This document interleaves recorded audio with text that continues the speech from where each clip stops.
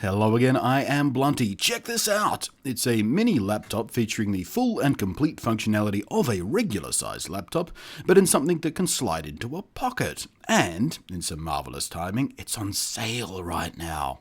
So if you are intrigued by this review, I'd make your decision quicker rather than slower, you know what I mean? It's from GPD, who also did that awesome little gaming-focused pocket-sized PC I reviewed not too long ago, the GPD Win. This one, though, is called the GPD Pocket, and while it sacrifices the built-in gaming controls of its forebear, it brings in several other advantages for those of you wanting to do more than just game. The first thing you'll notice is the casing. It's a beautiful, rather Apple MacBook-inspired, all-aluminium unibody-style shell. Very premium feeling and extremely robust. The screen hinge also feels very Mac-like, liquid smooth and with just the right amount of resistance. Although unlike the Mac, the sort of one-handed opening experience isn't really that seamless. The screen itself is bumped from a 5-inch 720 jobby to a full-on 1080p 7-inch touchscreen, which, it has to be said, is really quite superb. Excellent clarity and sharpness and colours and contrast. The keyboard too is larger and easier to type on, though the layout takes a bit of getting used to. They've had to shuffle some things around, and the row alignment in particular is slightly off to what you're used to on most keyboards, which will be very frustrating at first, let me just tell you right now, but you can adjust to it. I'd not want to write a novel on this thing, but for composing social media posts and filling in web forms and replying to emails and all that kind of stuff, it's really no issue at all. The chiclet-style keys have a nice tactility to them, the spacing feels pretty good, not quite as nice as the ones on my Mac, but easily comparable with the average laptop keyboard.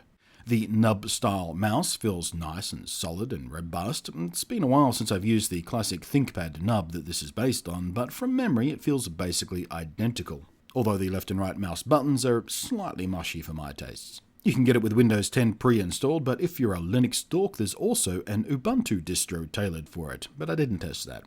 Windows 10 runs quite nice on it though. It's an Intel Atom X7Z 8750 CPU, which is a quad-core device clocked at 1.6 GHz boosting up to 2.5 GHz. It's got Intel HD graphics, 8 GB of RAM, and a 128 GB eMMC drive for mass storage. Unfortunately, while the GPD Win had a micro SD slot for expanding storage, that's gone here on the GPD Pocket, so storage management may be a bit more of a pain here. But there is a USB 3.0 port and a USB-C type port for accessories, so a thumb drive or external hard drive is always an option. I've also tested the USB ports with hubs without any issue at all. The other ports include your standard audio port and a micro HDMI for video out, which is how I captured the gameplay you're now seeing, by the way. Battery life is claimed at up to 12 hours, but that's probably sitting mostly idle with the screen turned way down and all wireless turned off, etc. You know how these things go. In reality, the 7,000 mAh battery will power you through between 2 and 5 hours of normal use, depending on the workload. So actually not that dissimilar to a full-size laptop really, eh? And despite the all-metal body shell, the 802.11a BGNAC Wi-Fi and Bluetooth 4.1 worked nicely. Strong signals, zero issues. Between the metal body, the cooler's small but efficient fan, and a copper heat pipe design, the GPD Pocket kept the CPU remarkably cool, and the fan, while noticeable when you ask it to really work hard, isn't really a problematic amount of noise. And as you've been seeing, it can pull duty as a relatively light gaming device. Although, of course, AAA gaming isn't really something you should expect to get away with, duh. You can actually get damn close to a decent experience in some of these big boy titles. Elsewhere though, in less demanding game titles, things actually do run really very nicely, and like the GPD Win before it, there's enough power here for some decent retro gaming with emulators too, although I draw the line at up to the Nintendo 64. It is designed more for productivity and everyday PC work than gaming, of course, and it really does remarkably well with that. The crispy 1080p screen with its 5-point touch input, the decent keyboard, I/O options, and premium robust build quality all make it surprisingly capable. Frankly, if your main interest is PC gaming in a pocketable device, I would stick with the GPD Win. It actually does game a little bit better, and of course it has the built-in gaming controls. But the GPD Pocket is a far better all-rounder.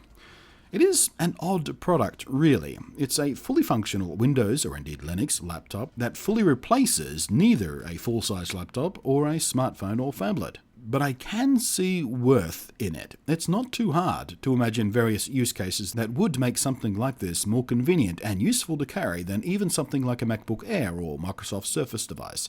That, and it is much cheaper than either of those ultralight super portable options. It even has better I/O than the MacBook Air. And as I said in the opening, it's even on sale right now. I'm not sure how long the deal will last, so if you're making the decision, don't sit and wait too long on it, but there is a link in my down below area for you. The regular price is $509 US smackers, but GearBest have a special sale event happening right now, bringing it down to $485.19.